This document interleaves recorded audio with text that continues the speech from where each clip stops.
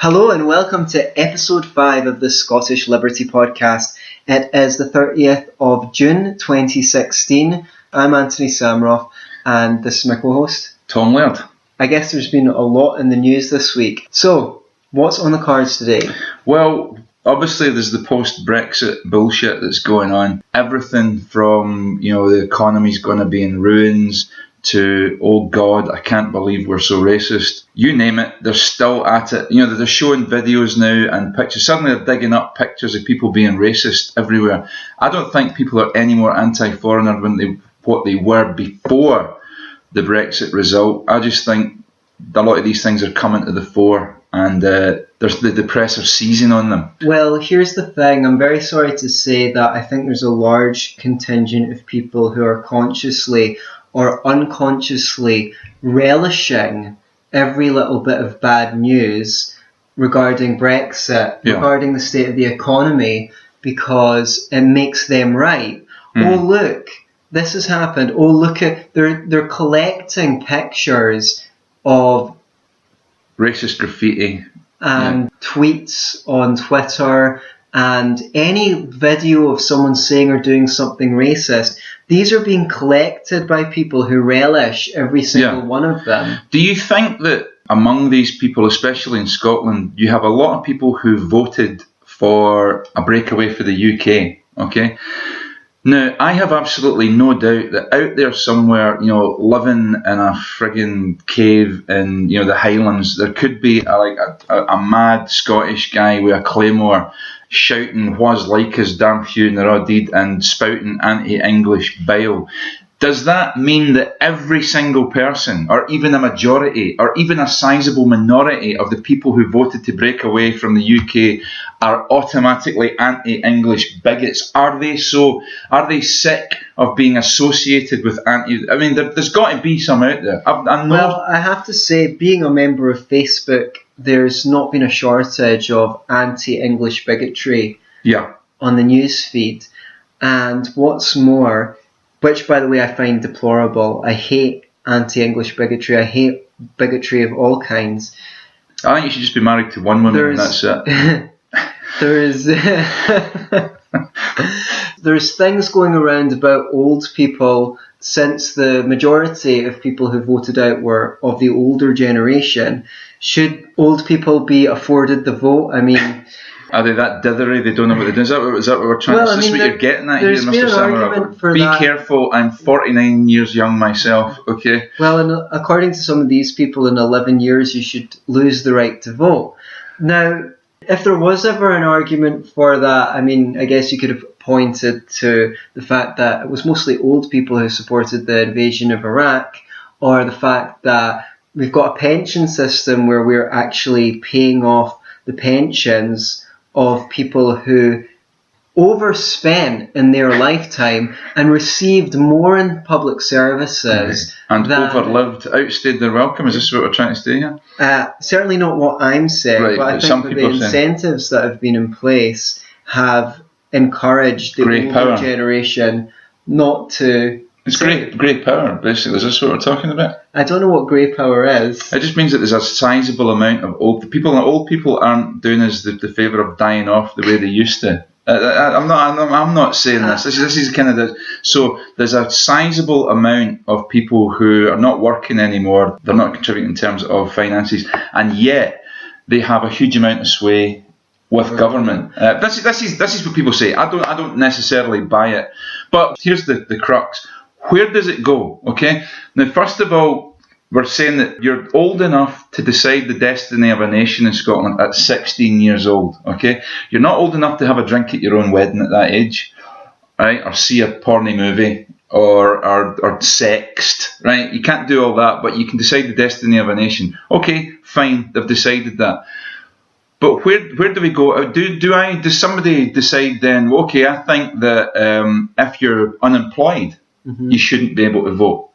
Peter Schiff's late father, Erwin Schiff, who wrote the book How an Economy Grows and Why It Doesn't, which is a great introduction to economics, believed that you should have to be paying into the system to have a choice on how that system's run. Okay. What I would say is, regardless of whether you're young, old, whatever. etc. Yeah. What I would like to say is, well, I mean, what about the unborn? Shouldn't they have a vote, since the fashionable thing to do seems to be to sell them into debt slavery by spending more in the here and now than we are receiving in taxes year after year?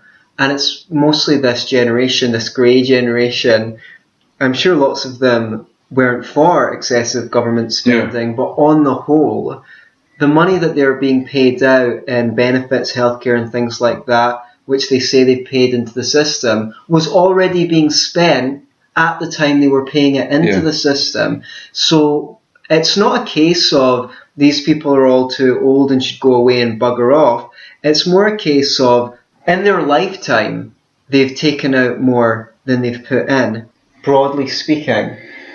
I don't know what the solution to that is. Well, I don't know if that's true. I mean, if you're certainly from my parents' generation, most of them worked. You know, since they left school. Like my parents left school at 16. Okay, my mother was a housewife, but my dad certainly worked almost every day. You know, of his life. You know, and put into the system a lot that way. And I think a lot of the people in his generation did. You know, so.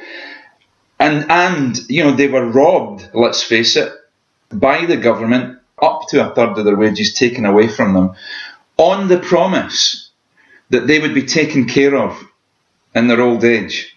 So I kind of sympathise with the coffin dodgers here, I've got to say. Well, I sympathise with them as well. One thing that I don't want to see is, I don't want to see anyone destitute.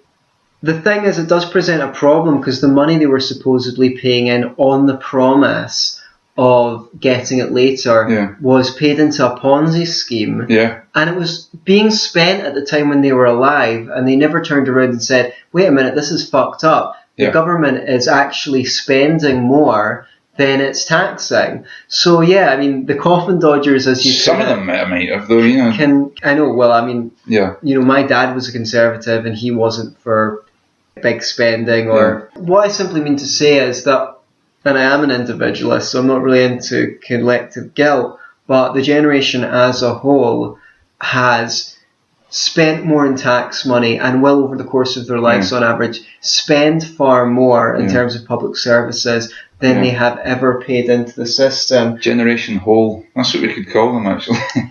So what's the solution? Well, the solution is, you know, we need to start balancing a budget. Personally, I don't think that old people should have the vote. I don't think that anyone should have the vote. Well, this is what I was going to say. Both as libertarians here, slightly on a different, or even if you could call me a constitutionalist and call you, you know, an ANCAP, right? I'm a voluntarist. Right, voluntarist stroke ANCAP, whatever. But we both agree that certainly, at the very least, democracy has limitations. And for me, it should at least be constrained with the Constitution that says that my individual rights should be upheld at all costs. In other words, no matter what government gets in, they cannot violate my individual rights. If that's at least guaranteed in the Constitution, then, you know, in theory, at least you should be able to limit the damage that government can do. And I mean, it shouldn't be allowed to take my earnings for a start. Because that's a violation of my personal property rights. However, I'm sure someone like yourself would point out America had a constitution, cast iron constitution, in order to cage the beast of state, and it didn't take very long for that to unravel, for presidents to just make executive orders to circumvent the constitution. So there's a whole other argument there. There's a whole, you know, save that shit for another show. But on democracy, just to back this up, what's really getting a weed up my ass right now, what's really burning my toast, is the people who cry and shout, stamp their feet the most about democracy, consistently are the ones who cry into their soup when democracy throws up a result that they don't like. Yes. And this is a good example. In a democratic process, the majority of people within the UK and the SNP, I'm sorry to tell you this, guys, you gave credence to this being a United Kingdom-wide vote. You legitimised it by taking part, by sending all your MPs down to Westminster. What you should have done, a Sinn Féin, and said, we don't recognise Westminster, we're not sending our MPs down there, but you did, so you gave the UK government legitimacy, and you campaigned in England on a Remain vote, so you gave it legitimacy again. So there's no point in trying to regulate it now. Bottom line, the majority of people in the UK voted for Brexit. Now online, you've got all these crying, whinging, lefty, virtue signalling twats greeting into their soup about how it's terrible, democracy. This is democracy. This is what happens in a democracy. You get what you do not want sometimes, and it's always the people who shout the most about democracy, who moan the most when it throws up something and demand another election until they get their way. When Jörg Haider won with the Freedom Party in Austria way back and got into power in Austria, suddenly people didn't like democracy.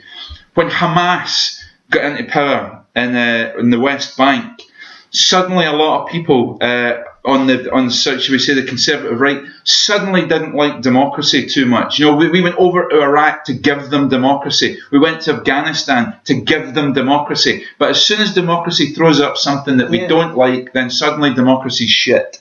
Well, this is what you find. I mean, I've said before, I don't really believe that anyone believes in democracy. I mean, I'm sure some people do. But what, for example, lefty in America would say, well, do you know what? If the majority of people are against abortion, well, I don't agree with it, but that's what the majority says. So let's ban it. Or on the other side, what conservative would say, well, do you know what? The majority of people are for the legalization of abortion. I don't agree with it personally, but that's what the majority says. Yeah. They don't really believe in it. No. In fact, they actively try and subvert it. I was speaking to a liberal, as they call them in America, about why I thought it was important to have states' rights, or, wouldn't it be cool if that big right-wing centre of America could just break off and become a separate country, and you could have a big liberal arc over the top.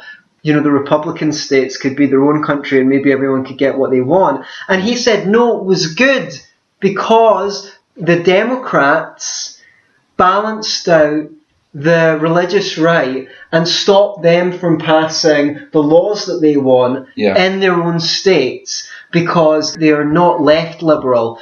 And that just goes to show people's disdain and disrespect for democracy. That's an average viewpoint, which is, no, we can't let them live the way that they want and pass their laws.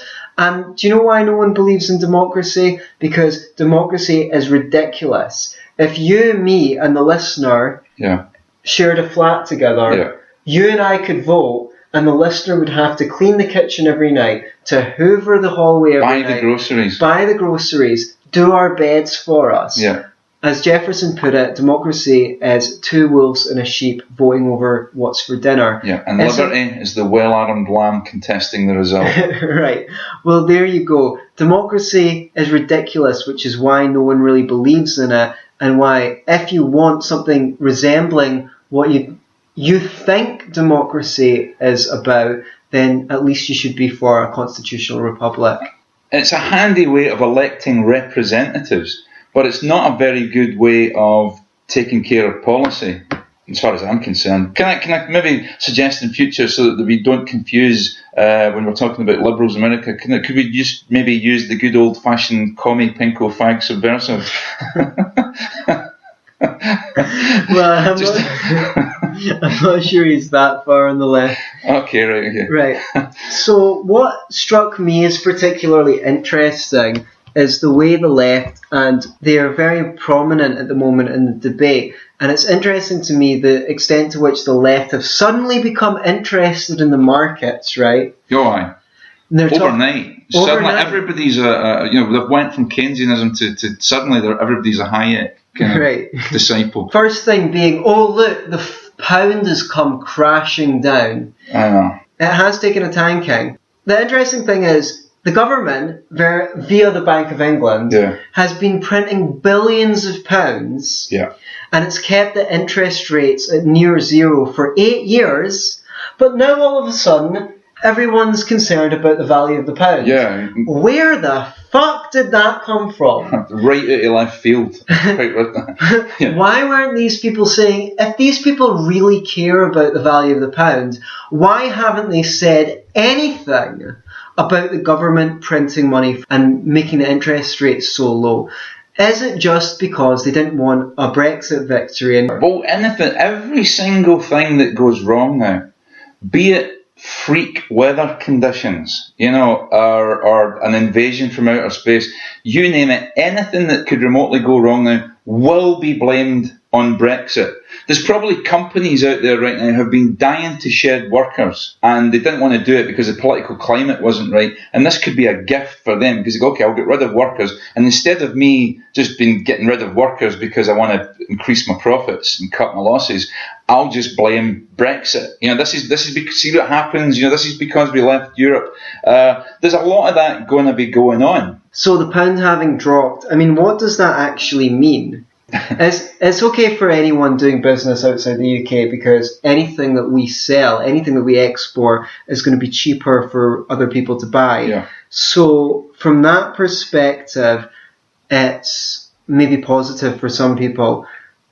I'm not sure if what we're going to do is see an increase in prices on our shop, because a lot of our fruit and vegetables come from abroad. Yeah. It does mean that if anyone wants to visit here for a holiday, it's going to be easier for them to do that. Mm-hmm. It's also going to be more expensive for people here to go on holiday abroad. Yeah. The upshot is, it's not the end of the world if the currency tanks, and it's not necessarily going to be fantastic if the currency bounces upwards, because these have self-correcting mechanisms built into them. But providing the currency's not fiat, though. That's the thing. You've got a lot more to fear from the government continuing to print money than from a drop in currency, in the value of the currency, because of market anticipations, which is a lot of people bet or put options or invested as though it was going to be a Remain result. Mm-hmm. A lot of people went out with that assumption. Now, because that didn't... Glad you brought that up. Now, because that... because that didn't pan... Now, because that didn't pan out... You see how fun economics can be? Now, because that didn't pan out... You're talking about this again. That's 3 times you said that, dude. Now, because that didn't pan out, the market's correcting itself, which is why the FTSE has fallen. Although it's come back already. Yeah, it's rallied. Where it is just before Brexit. It's only because expectations that haven't been met, which is that funny things are going around in the economy. It's not a sign that things are gone badly. Now, one thing I want to talk about on a related subject is trade deals, which has been in the news because Nick Clegg put out an argument saying something about, oh look, we don't have enough negotiators. Sorry to interrupt your scheduled programme, but there was a great story in the Telegraph about how New Zealand has offered its top trade negotiators to the United Kingdom, relieving the British civil service as it prepares for the strain of seeking new deals with countries across the globe. The Telegraph adds, Wellington's olive branch came alongside an offer to discuss a trade agreement with the UK, which would help Britain get out of the starting blocks and begin replacing the trade access lost as a result of the Brexit vote. You see, how good is the market? Where there's a need, the market will provide it. We simply made an offer that we as a country that is a long-standing friend stands ready to be useful in any way we can be, Mr. McCulley said. The foreign... What the fuck? Who turns up at this time? That's Mr. McCulley. He's here with his trade advisors already. And now to return to your normal programme. Because the EU has been negotiating on our behalf for 40 years. Yeah. And as a consequence, the government's unprepared? Well, first of all, it's not the Brexiteers' fault that the government isn't prepared. It's their job to be prepared. That only goes to show the extent to which the powers that be who don't want us to leave the European Union might be deliberately poisoning the well to make this look like a disaster, right? Yeah. Second of all, the EU have done such a great job of negotiating trade deals for us that after 8 or 9 years of trying to negotiate a trade deal with India, who, by the way, are English speaking for commercial purposes, they shelved it because some Italian tomato farmers don't want to compete with India. There's no nation in the world that could benefit more from a trade deal with India than we can. But we can't because it's not in the interests of the Italians or the French or someone else that's got nothing to do with us. This massively protectionist organisation that is the EU. Exactly. So if the Italians don't want a trade deal with India, that's their business. Yeah. We don't have a trade deal with Australia, right? Yeah. And now we're being told we don't have enough trade negotiators and that trade deals by international standards are hundreds of pages long and can take decades, which is also a load of bullshit. Yeah. Because a trade deal should be 2 sentences long. Yeah. Do you want to trade? Yeah, okay, yeah. End of story, right? So what business is it of government to make trade deals anyway? Trade deals should be between 2 private entities, whether it be 2 individuals, 2 businesses, 2 corporations. That's who should make trade deals. Why in this day and age? I mean, people say, "Oh, the tariffs." Why have we got tariffs anyway? This is what cracks me up as well. Why we do not need? It's like saying you need to be married to have sex. Why do you need to be part of this institution to get? It's a whole lot of bullshit just to get one thing. So we don't need to be part of the EU to have trade deals. We shouldn't even need the UK. No, we don't even need the government. Deals, which is the biggest load of shit either, this false dichotomy of either the EU should be brokering our trade deals or Westminster, and next thing we'll hear is, Hollywood should be brokering our trade deals. If you have something to sell and someone else has something to buy, that's between the two of you. I don't care if they're in Africa, China, Italy, India or Australia. It's got none of the government's business, and the fact that governments have been interfering has been an absolute disaster for the poorest countries in the world who are most in need of British pounds for whatever they want to sell. So that's all I've got to say on trade deals. Didn't Bastiat nail this shit to the floor? Frederick Bastiat, writing in 1848, 1849, destroyed protectionism as an ideology. Every time you put up a tariff to protect the farmers in your country, you're making it more expensive for people in this country to buy food.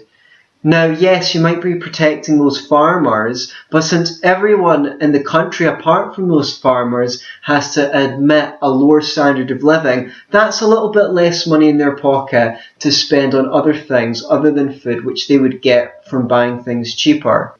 It's really astonishing that people think it's normal to turn around and say, you two can't trade without giving me, the government, money. What's it got to do with the government?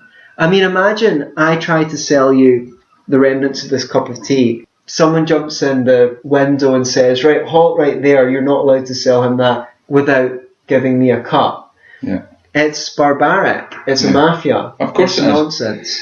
Did you see, there was a couple of thousand people in Holyrood Park yesterday, I think it was, demonstrating against Brexit, Scottish people demonstrating. And at what point did Scottish people become idiots? When as a nation did we become economically illiterate?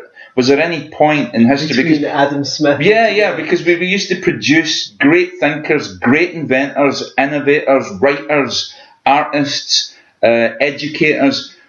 As a nation, we did that. We contributed, as a small nation of people, we contributed so much to the world.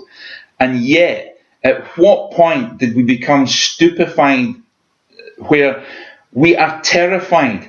We are absolutely terrified of the word independence. The SNP have been banging on about independence for 40 years. Now they've shown their true colours. Nicola Sturgeon ran away to fucking Brussels the other day, pissing her knickers, terrified that Scotland's going to have to be independent. You know, she's over there doing her little song and dance routine. Oh, we're not like the English. This is apparently what it means to be Scottish. It defines us, the fact that we're not English. We're not like the nasty English. We like you. Please like us back, and please don't leave us on our own. Why are we terrified of that as a nation? Why is she terrified of it? It makes no sense to me. Do you know what I think is going on here as well with Scotland? England, right? Our old enemy. England, the nation that we use to pin everything, all our ails and all our travails, we pin it on England. And yet, when John Bull got the vote, when John Bull got a choice for independence or to stay part of Europe, John Bull decided to vote for independence. He didn't fuck about. We got that choice and we shat it as a nation. We absolutely shat it. And John Bull stood up and went, you know what? I've got a choice to be independent. I'm going to take it. And they showed us what to do. Now I think there's a load of jealousy there that England has got the balls, right? I'll say it again. England's got the balls to be independent, and Scotland are still shiting ourselves about the prospect of having to run our own affairs, make decisions for ourselves, and take care of ourselves.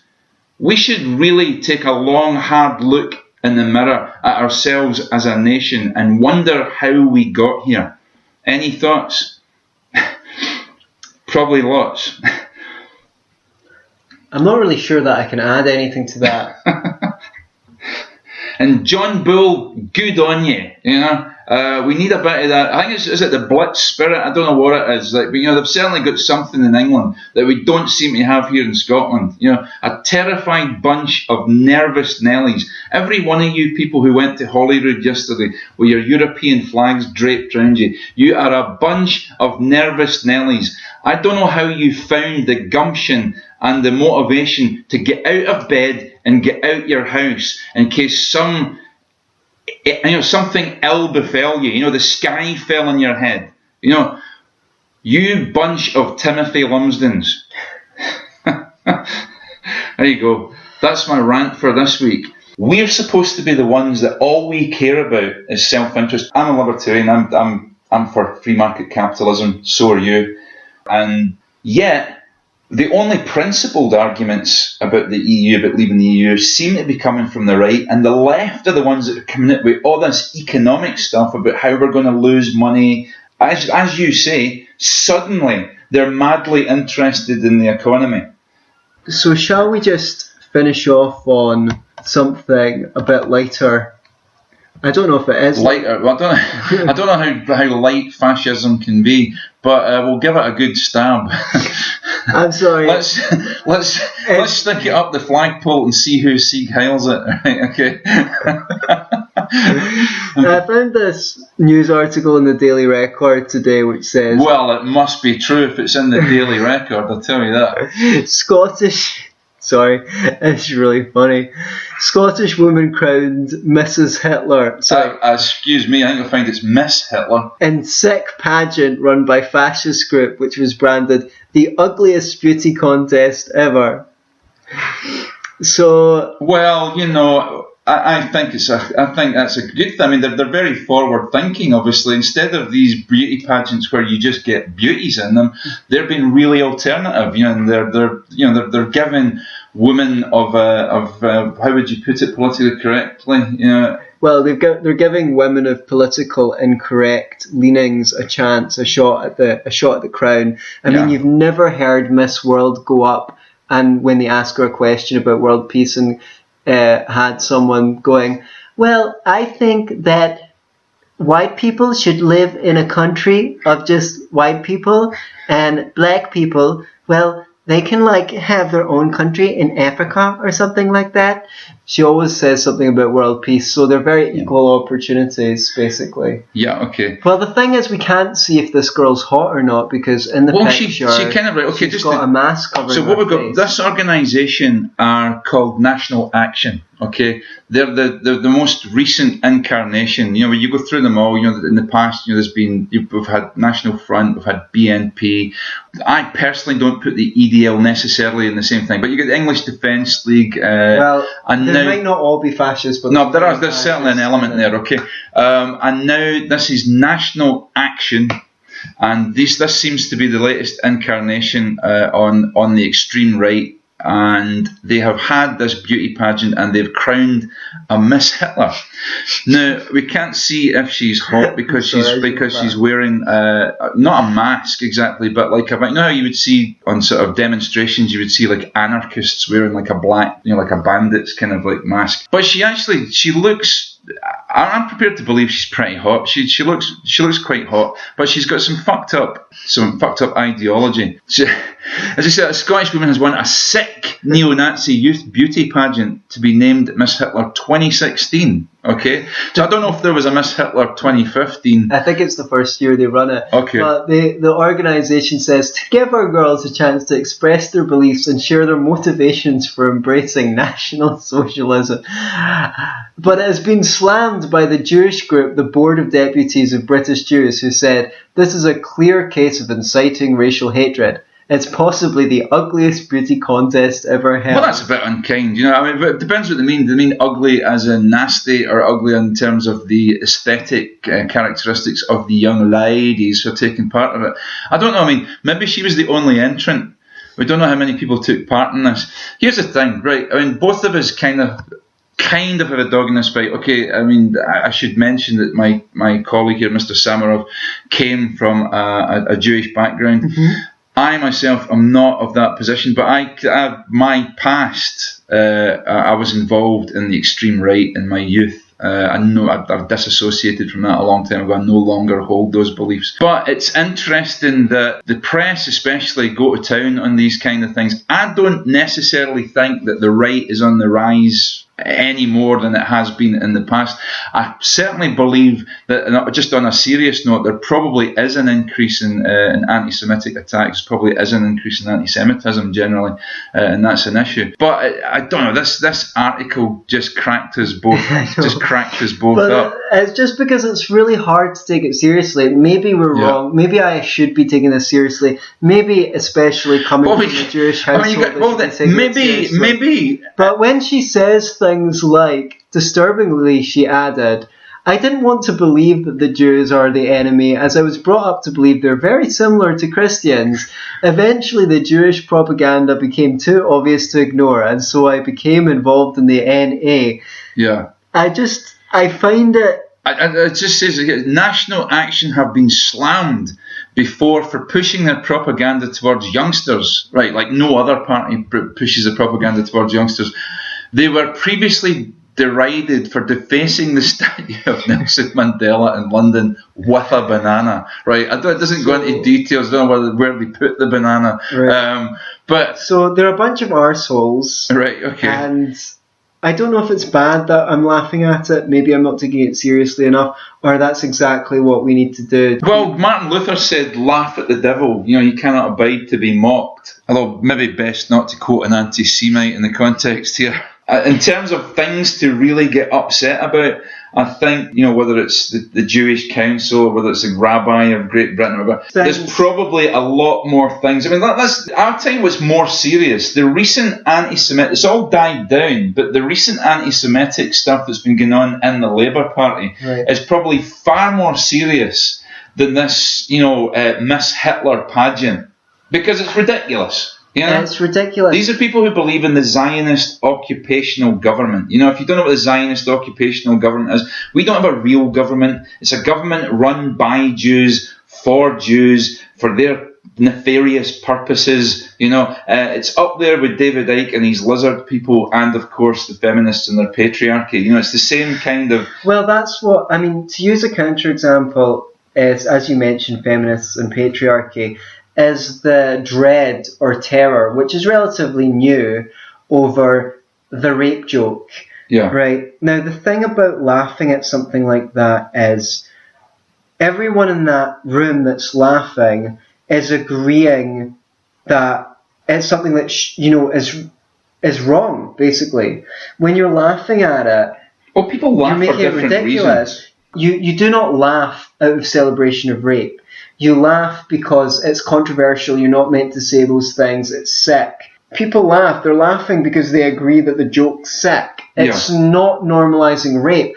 If anything, it's backing up the idea that rape is not acceptable. Yeah. And in the same way, when you laugh at these people, you're basically saying your views are ridiculous. Where I'm not even going to engage in an argument with your National Front views. I'm just National Action. Yeah, National Action views. I'm just probably the National Front were a bit too Jewish for them. It's like Queen Mab at the end of Marilyn. I don't know if anyone knows the legend or has seen one of the movies. Basically, she's threatened with everyone's just going to forget about her. Right. And she's going to disappear because she draws her power from the attention. Like most women.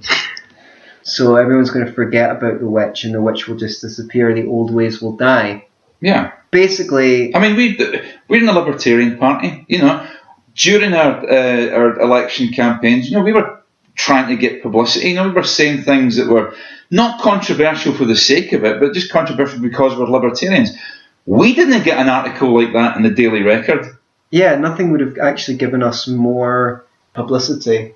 Yeah, you have given these people the oxygen of publicity by producing this article, and people out there who didn't even know that there was a national action. Now, some moron, someone say, "Oh, I don't know about them, but I'm going to go right. That bird looks hot. I'm going to go right into that." By the way, so all you've done is acted as a campaign. I'm not saying that the Daily Record shouldn't have done this. They can do what they want. It's a free country. Well, it should be a free country. It's a free press. They can print what they want. But if you really wanted to do these people down, just don't give them the oxygen of publicity.